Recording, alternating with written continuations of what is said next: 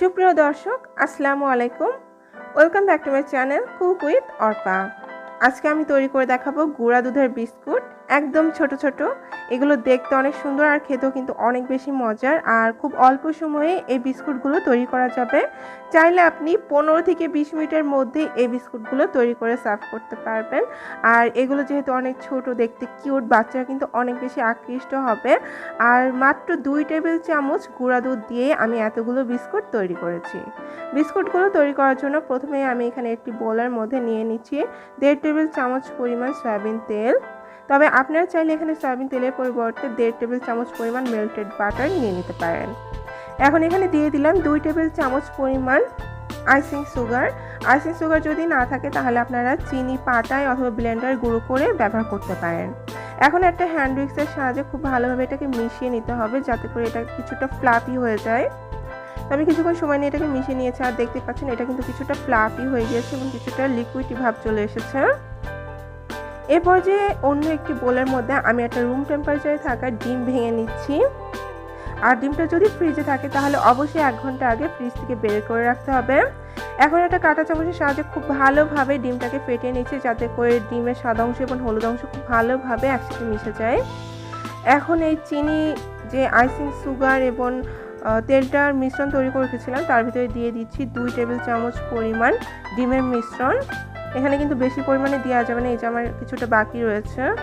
আপনারা মেপে 2 টেবিল চামচ পরিমাণ দিয়ে দেবেন। ডিম যদি বেশি দিয়ে দেন তাহলে কিন্তু অন্যান্য উপকরণও বেশি লাগবে। এখন এখানে আমি আরও 1 চা চামচ পরিমাণ দিয়ে দিলাম মধু।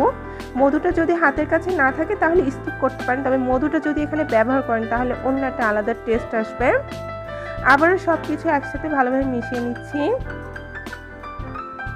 ভালোভাবে মিশিয়ে নেওয়া হয়ে গেলে এখন আমি এখানে শুকনো উপকরণ অ্যাড করব। এর জন্য এখানে প্রথমে একটি চালনি বসিয়ে দিয়েছি।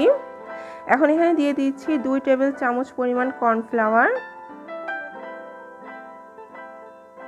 দিয়ে দিচ্ছি 5 টেবিল চামচ পরিমাণ ময়দা। আমি এখানে প্রথমে 5 টেবিল চামচ দিয়েছিলাম, পরে আমি আরও 1 টেবিল চামচ অ্যাড করেছিলাম। দিয়ে দিচ্ছি 2 টেবিল চামচ পরিমাণ গুঁড়া দুধ, আর দিয়ে দিচ্ছি 1/4 চা চামচ পরিমাণ বেকিং পাউডার। এটা কিন্তু বেকিং সোডা নয়, বেকিং পাউডার।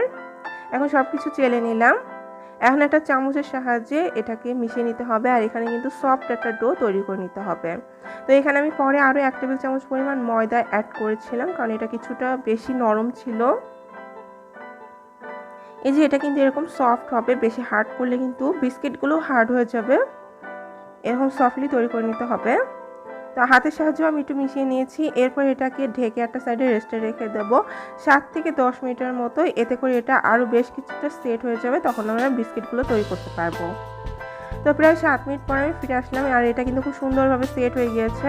তো এখন আমি হাতে কিছুটা অয়েল ব্রাশ করে নিয়েছি। তারপর এখান থেকে অল্প অল্প ছোট ছোট, যেহেতু বিস্কুট তৈরি করব, অল্প অল্প করে নিয়ে আমি এরকম গোল শেপে বিস্কুটগুলো তৈরি করে নিচ্ছি। তবে আপনারা যদি অন্য কোনো শেপে বা বড় সাইজ করে বানাতে চান তাহলে বানিয়ে নিতে পারেন। আর বিস্কুটগুলো খুব স্মুথভাবে তৈরি করে নিতে হবে, যেন বিস্কুটের গায়ে কোনো ক্র্যাক না থাকে, তাহলে বেক করার সময় কিন্তু এগুলো ফেটে যাবে। তো আমি এখানে লেখালেখির একটা নর্মাল কাগজ নিয়ে নিয়েছি, আপনারা চাইলে কিন্তু বেকিং পেপারও ব্যবহার করতে পারেন। তো কাগজের উপরে আমি এইভাবে এটাকে দিয়ে দিয়েছি। এরপর এটাকে আমি ওভেনে বেক করে নেব। ওভেনটাকে আমি আগেই 5 মিনিটের জন্য প্রি হিট করে নিয়েছি, আর তারপর এটাকে দিয়ে 150 ডিগ্রি সেলসিয়াস তাপমাত্রায় 15 মিনিটের জন্য বেক করব নিচের তাকে দিয়ে বেক করলে বিস্কুটগুলোর কালারটা বেশ হোয়াইট থাকবে, দেখতে সুন্দর লাগবে। তো এই যে 15 মিনিট পরে আমি এগুলোকে বের করে নিয়েছি, আর খুব সুন্দরভাবে এগুলো বেক হয়ে গিয়েছে। আর দেখতেই পাচ্ছেন বিস্কিটগুলো এক একটা ফুলে ডাবল হয়ে গিয়েছে। আমার আরও কিছুটা ফাঁকা রেখে এগুলো বেক করতে হতো, কারণ এতটা ফুলবে আমি এতটাও আশা করি নাই। তো বিস্কুটগুলো কিন্তু খুব সুন্দর মচমচে পারফেক্ট হয়েছে। আর এই বিস্কিটগুলোকে কিন্তু আপনারা একটা এয়ারটাইট কন্টেনারে করে 15 দিনের মতো সংরক্ষণ করে খেতে পারবেন। তো আশা করছি আমার আজকের এই ছোট ছোট কিউট বিস্কিটের রেসিপি আপনাদের ভালো লেগেছে। ভালো লাগলে চ্যানেলটি সাবস্ক্রাইব করবেন এবং ভিডিওটিতেও একটা লাইক দিয়ে দেবেন। আজ তাহলে এখানে বিদায় নিচ্ছি। সবাই সুস্থ থাকুন, ভালো থাকুন। আল্লাহ হাফেজ।